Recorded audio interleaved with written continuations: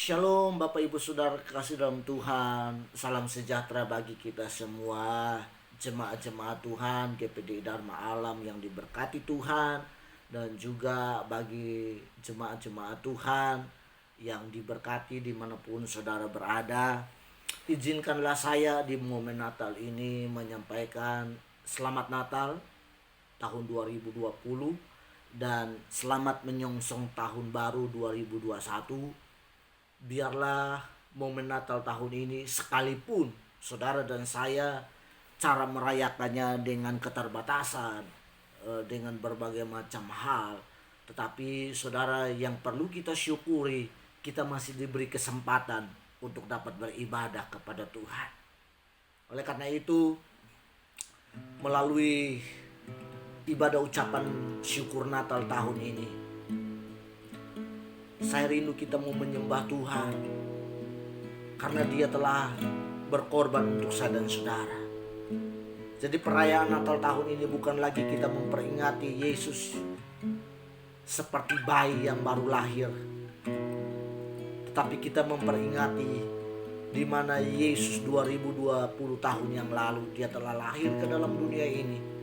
Dia telah mati untuk menebus dosa kita, tapi Dia juga telah bangkit, naik ke sorga untuk menyediakan tempat bagi saya dan saudara.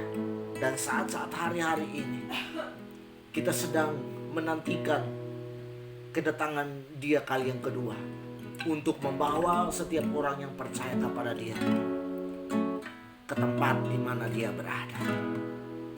Mari kita mau menyembah Tuhan. Kita mau tinggikan Dia sebab Dia yang layak. Dia yang layak diagungkan, Dia yang layak dimuliakan. Oh, amin. Mulia,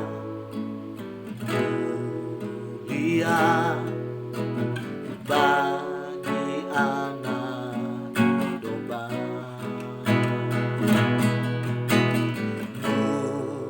Mulia, mulia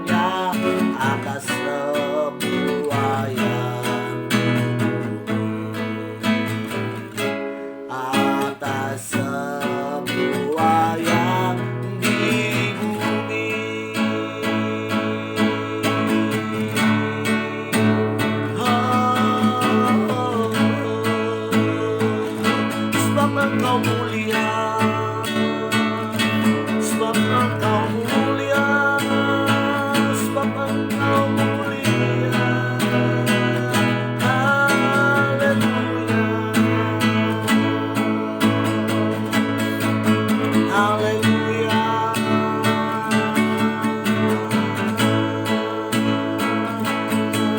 Haleluya.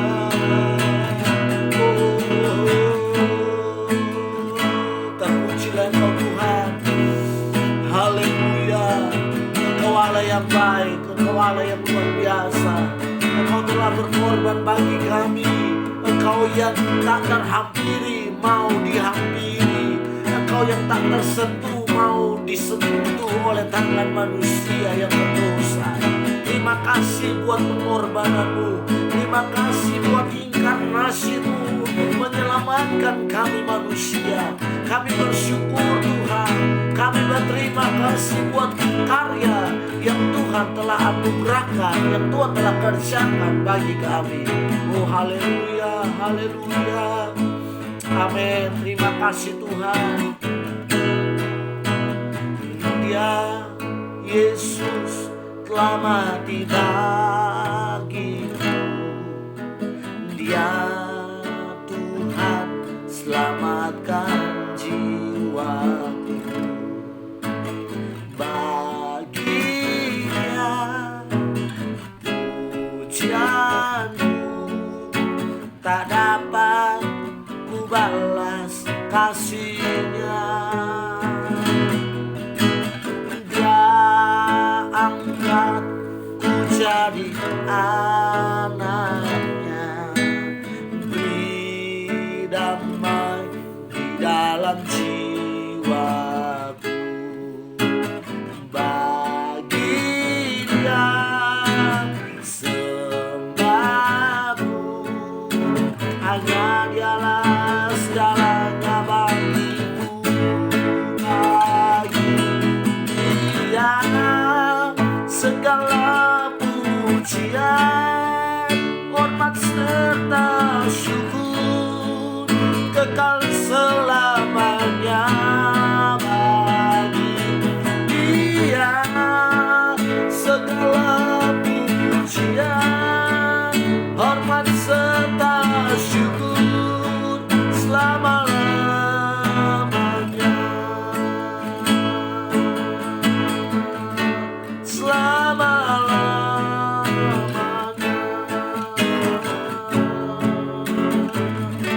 Selama-lamanya.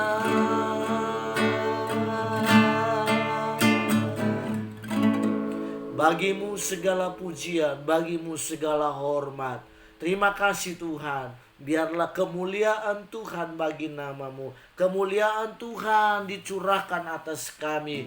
Kemuliaan Tuhan menaungi setiap kami. Dan biarlah ajar kami untuk senantiasa mempermuliakan Engkau. Sebab Engkau Tuhan di atas segala Tuhan.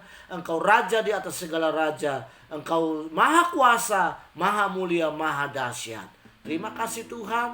Engkau baik, sangat baik, teramat baik buat kami. Terpujilah Engkau kekal selama-lamanya. Doa kami mengucap syukur, berserah diri, dan biarlah damai Natal, sukacita Natal dicurahkannya atas hidup kami pribadi lepas pribadi. Terima kasih Bapa, dalam nama Yesus. Haleluya. Amin. Yesus telah lahir bagi saya dan saudara. Dia telah mati bagi saya dan saudara. Tetapi Dia juga telah bangkit, naik ke sorga. Dan sedang kita menantikan Dia untuk datang kali yang kedua, membawa kita ke tempat di mana Dia berada. Karena janjinya bahwa Dia akan menjemput kita kembali, supaya di tempat di mana Yesus berada, saya dan saudara pun berada. Oleh karena itu, biarlah sukacita Natal ini terus kita nikmati. Damai Natal terus kita nikmati. Bahkan bukan hanya kita dapat nikmati sukacita dan damai Natal, tetapi kita juga dapat tularkan atau bagikan kepada orang-orang di sekeliling kita, supaya mereka juga merasakan damai Natal, sukacita Natal yang saudara dan saya mengalami hari-hari ini. Terima kasih. Mari kita mau memuliakan Tuhan. Kita mau membesarkan nama Tuhan, sebab Dia Allah yang ajaib.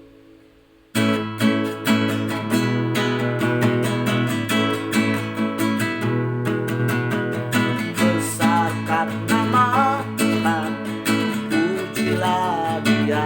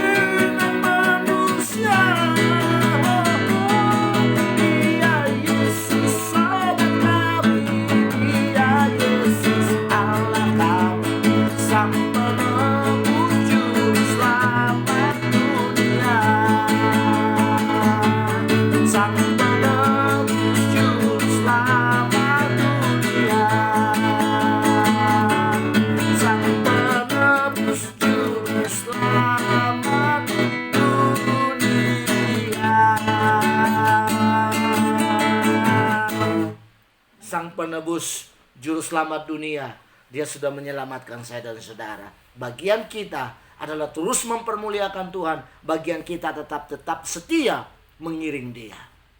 Mari kita berdoa. Terima kasih Tuhan, kami memuji membesarkan nama-Mu. Engkau Allah yang ajaib, Engkau Allah yang mulia, Engkau Allah yang maha dahsyat. Kami sudah memuji Engkau, saatnya kami mau menerima firman-Mu. Biarlah firman-Mu menjadi kekuatan bagi kami.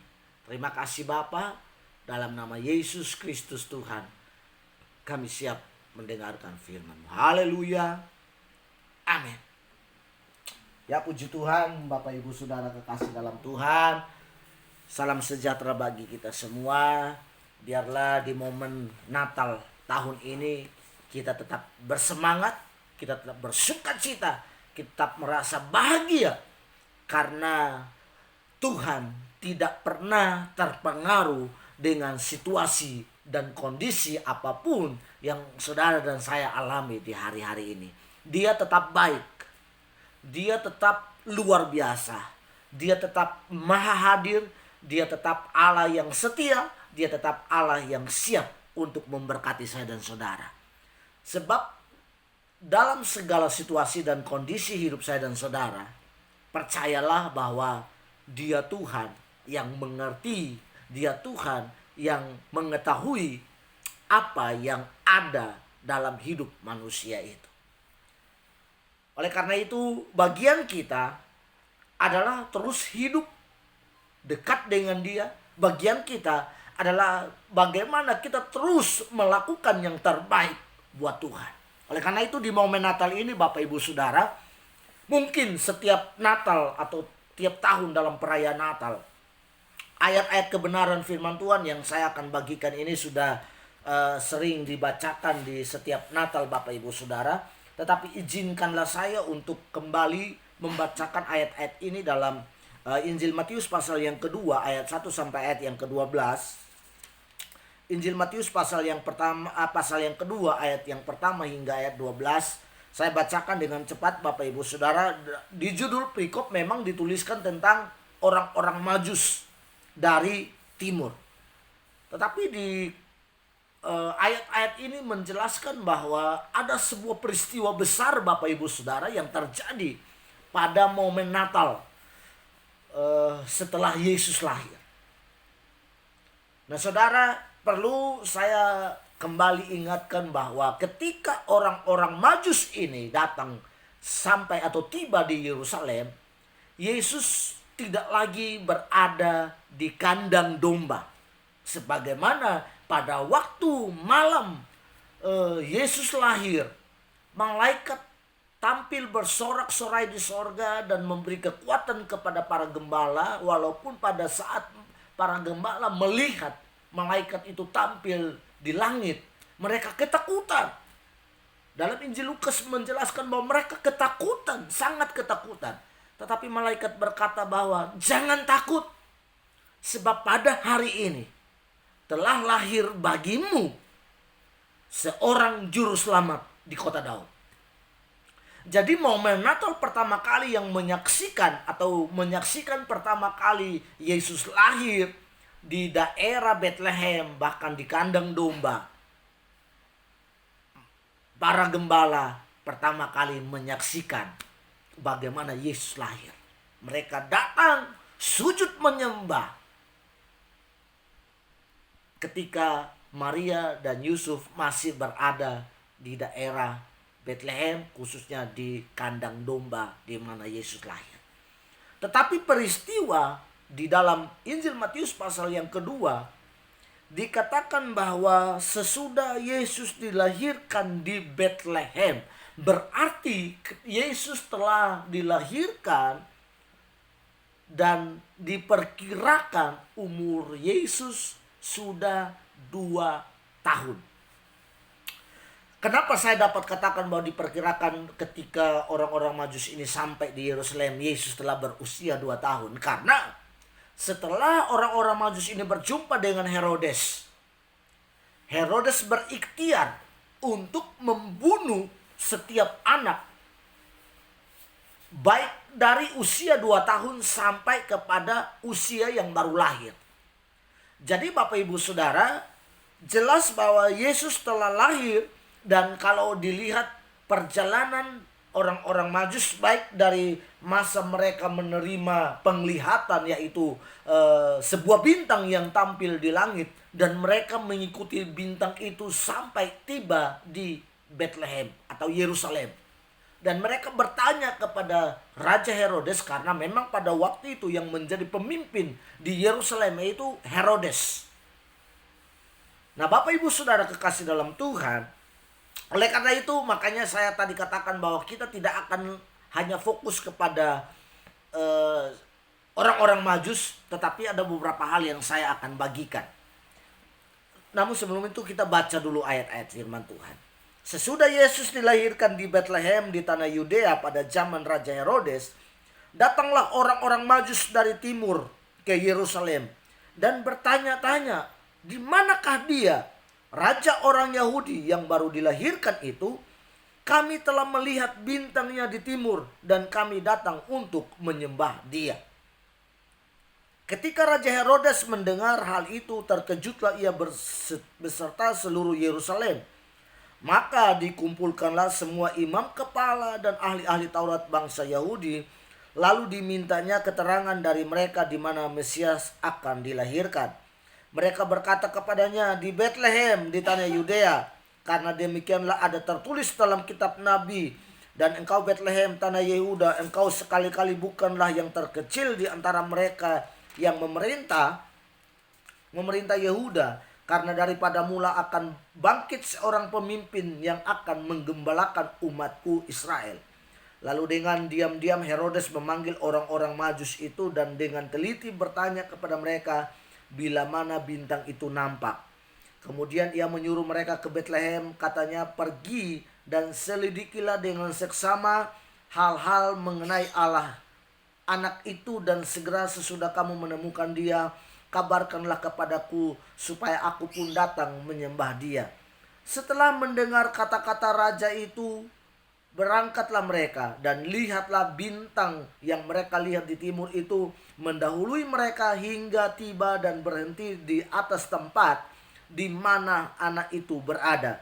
Ketika mereka melihat bintang itu, sangat bersukacitalah mereka. Maka masuklah mereka ke dalam rumah itu dan melihat anak itu bersama Maria ibunya, lalu sujud menyembah dia. Mereka pun membuka tempat harta bendanya dan mempersembahkan persembahan kepadanya, yaitu emas, kemenyan, dan mur. Dan karena diperingatkan dalam mimpi supaya jangan kembali kepada Herodes, maka pulanglah mereka ke negerinya melalui jalan lain. Bapak Ibu Saudara kekasih dalam Tuhan, ada beberapa orang yang disebutkan dalam peristiwa ini. Yang pertama, ada orang-orang Majus. Siapakah orang-orang Majus ini Bapak Ibu Saudara? Kalau dilihat dari persembahan yang mereka bawa, berarti mereka bukanlah orang-orang yang sembarangan. Mereka adalah orang-orang yang terpandang di daerah mereka. Dituliskan bahwa dari ujung timur atau dari bagian timur. Pada waktu itu bagian timur dari Yerusalem adalah menunjuk kepada daerah Persia. Sehingga berkata bahwa kalau khususnya orang-orang yang ada di Persia adalah orang-orang yang bijaksana. Dalam ahli perbintangan, mereka adalah orang-orang yang luar biasa. Dan Bapak Ibu Saudara, kalau bicara tentang orang-orang yang bijaksana pada waktu itu, orang-orang yang hebat, orang-orang yang memiliki reputasi diri yang luar biasa. Bahkan mereka kalau dilihat dari kekayaan yang mereka berikan kepada Yesus pada waktu mereka datang ke Yerusalem, mereka adalah orang-orang yang terpandang, orang-orang yang sangat diberkati, orang-orang yang kaya secara material. Nah Bapak Ibu Saudara, itu orang golongan yang pertama yang datang pada saat Yesus lahir. Jadi mereka datang dengan sukacita, mereka datang dengan motivasi yang benar, dengan penuh antusias dan penuh dengan keberanian. Mereka berangkat dengan perjalanan yang bukan perjalanan yang singkat, tetapi sebuah perjalanan yang panjang, sebuah perjuangan yang tidak mudah karena mereka harus melewati berbagai macam proses karena mereka membawa harta benda. Mereka datang dengan satu tujuan, berjumpa dengan raja yang baru lahir. Sekalipun raja yang baru lahir itu adalah seorang bayi, tetapi bukan raja secara lahiriah, tetapi adalah bicara tentang raja segala raja yang akan memerintah atas dunia ini. Dan dalam penglihatan mereka telah menerima, dalam mimpi mereka menerima berbagai macam hal, baik tentang anak yang baru lahir dan juga mengenai siapa Herodes yang mereka akan hadapi di sana. Herodes adalah pemimpin negeri pada waktu itu yang ada di Yerusalem. Dia adalah seorang raja yang keras, dia seorang raja yang bertindak semaunya. Dia adalah seorang raja yang tidak mau tahu, dia tidak hidup dalam kebenaran. Dia juga punya semangat untuk datang mencari bayi yang baru lahir yang dikatakan oleh orang-orang Majus ini bahwa dia adalah raja yang baru lahir, dan dia berupaya untuk menyelidiki dengan meminta pertolongan kepada imam-imam kepala dan ahli-ahli Taurat. Tadi saya sempat singgung tentang bagaimana Herodes. Herodes adalah pemimpin yang ada di Yerusalem pada waktu itu, dan dia adalah pribadi yang penuh dengan tipu muslihat. Yang ketiga, golongan yang ketiga ada imam-imam kepala dan ahli-ahli Taurat. Kalau bicara tentang imam-imam kepala, adalah orang-orang yang memiliki reputasi diri atau pribadi yang terpandang di kalangan orang Israel pada umumnya. Karena bicara tentang imam-imam kepala adalah mereka-mereka yang melayani di bait Allah. Mereka-mereka yang dipercayakan untuk melayani baik di ruang kudus maupun di ruang maha kudus pada zaman itu, karena ada tabernakel, ada bait suci yang mereka untuk mempersembahkan korban. Dan itu tugas dari imam-imam kepala adalah mereka-mereka yang mempersiapkan diri untuk melayani Tuhan setiap waktu pada waktu itu. Dan juga ahli-ahli Taurat bicara tentang pemimpin-pemimpin yang memiliki keahlian khusus, yaitu mereka adalah orang-orang yang menguasai Taurat secara utuh. Tidak ada satupun titik yang terlewatkan oleh mereka. Bahkan 10 atau kitab Musa mereka sangat pahami Bapak Ibu Saudara. Namun sayang, mereka hanya mengetahui secara pengetahuan, tetapi mereka tidak mengetahui secara kebenaran sejati. Dan yang keempat, golongan yang keempat, yaitu Maria dan Yusuf, yang merupakan ayah secara lahiriah dari Yesus. Mereka adalah orang-orang yang tulus. Mereka adalah orang-orang yang jujur. Mereka adalah orang-orang yang hidup dalam kekudusan di hadapan Tuhan. Nah, dari golongan-golongan ini Bapak Ibu Saudara, saya tidak akan perpanjangkan renungan saya. Kita ada di posisi yang mana dalam kita merayakan Natal? Saudara datang sebagai orang Majus, atau saudara seperti Herodes dan juga imam-imam kepala dan ahli-ahli Taurat, atau seperti Maria dan Yusuf. Maria dan Yusuf dengan orang-orang Majus adalah golongan yang benar-benar jujur, tulus, kudus, dan benar-benar ikhlas. Untuk apa? Mempersembahkan yang terbaik kepada Tuhan. Kalau orang-orang Majus adalah golongan yang mempersembahkan harta kekayaan mereka kepada Tuhan, sementara Yusuf dan Maria adalah orang-orang yang mempersembahkan hidup mereka secara utuh kepada Tuhan. Mereka siap menghadapi tantangan, mereka siap menghadapi resiko. Karena apa? Yesus lahir di tengah-tengah kemustahilan.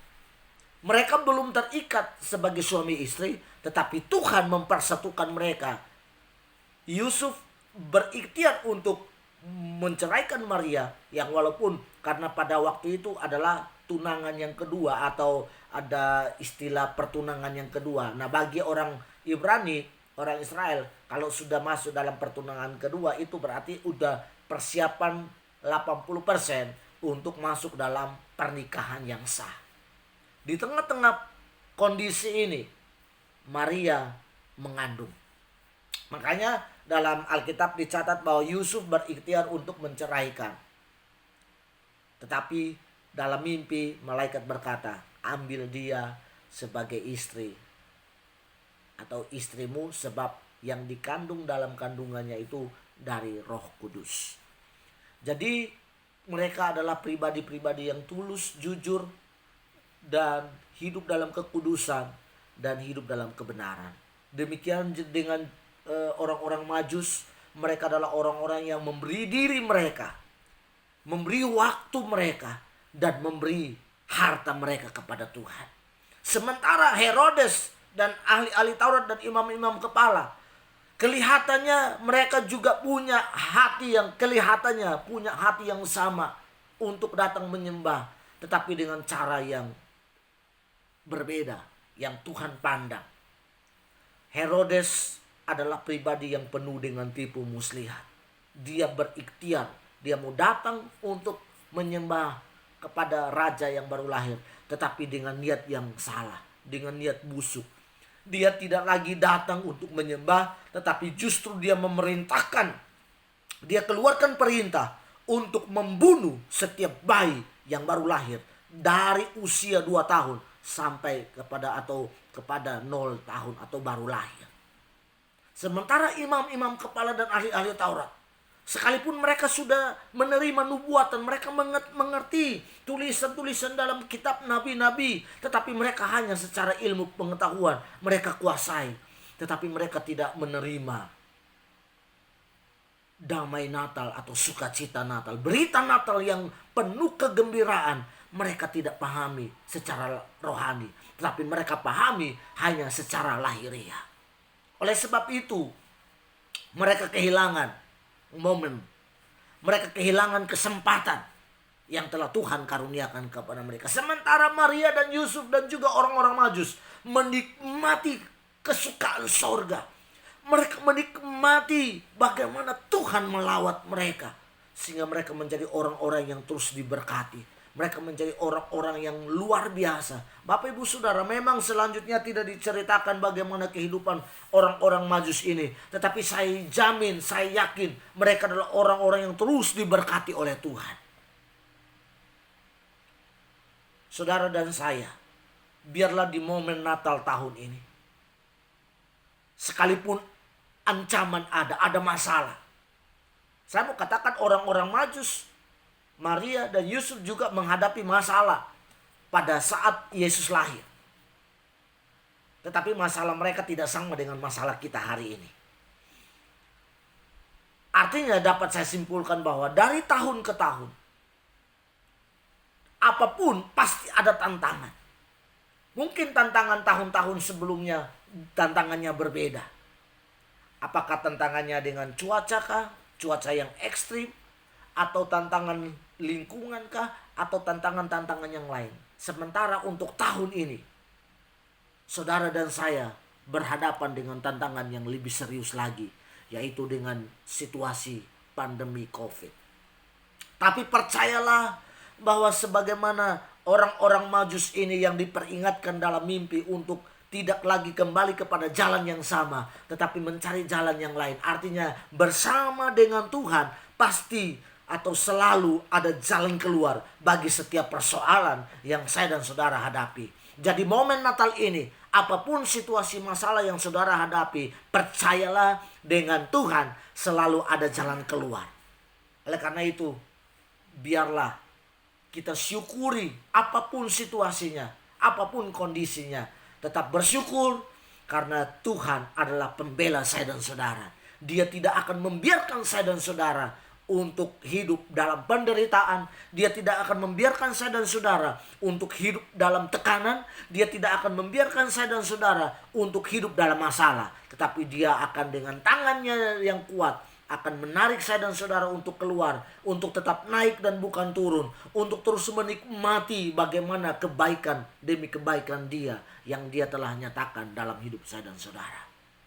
Kiranya malam Natal atau perayaan Natal tahun ini, saya dan saudara selalu ada damai sejahtera, saya dan saudara selalu bahagia, saya dan saudara selalu melimpah dengan ucapan syukur.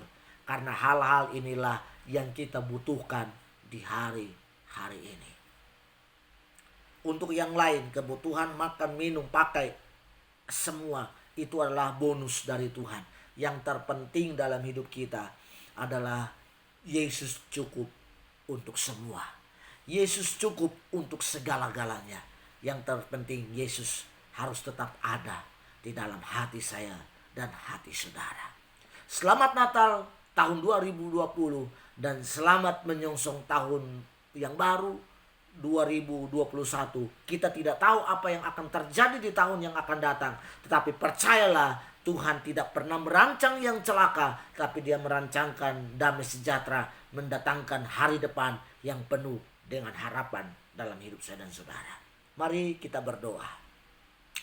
Terima kasih Tuhan, dalam perayaan Natal kami tahun ini dengan penuh kesederhanaan. Tetapi justru untuk itulah Engkau datang ke dalam dunia ini. Bahkan ketika Engkau lahir pun, Engkau lahir dengan secara sederhana. Oleh karena itu ajar kami untuk bersukacita. Sekalipun di tengah-tengah kesederhanaan, dalam perayaan kami, biarlah kami merayakan bukan hanya secara lahiriah lagi, tetapi dengan spirit, semangat, roh yang menyala-nyala. Untuk kami terus melayani Tuhan. Untuk terus kami mempermuliakan Tuhan melalui apa yang kami miliki. Baik harta kekayaan kami, baik hidup kami, bahkan segala sesuatu yang melekat dalam diri kami. Biarlah kami mempermuliakan nama-Mu ya Bapa. Sehingga melalui hidup kami, nama Tuhan dipermuliakan. Dan melalui hidup kami, orang lain juga merasakan damai sejahtera yang Tuhan telah curahkan dalam diri kami. Sebagaimana pesan firman Tuhan secara umum pada tahun ini, biarlah kami menjadi sahabat bagi semua orang. Kami menjadi saudara bagi semua orang ya Bapa. Terima kasih Tuhan, terpujilah nama-Mu kekal selama-lamanya. Biarlah damai Natal, sukacita Natal Engkau curahkan atas hidup kami mulai hari ini, besok, bahkan selama-lamanya. Di dalam nama Yesus Kristus Tuhan kami berdoa. Haleluya. Amin. Selamat Natal. Tuhan Yesus memberkati.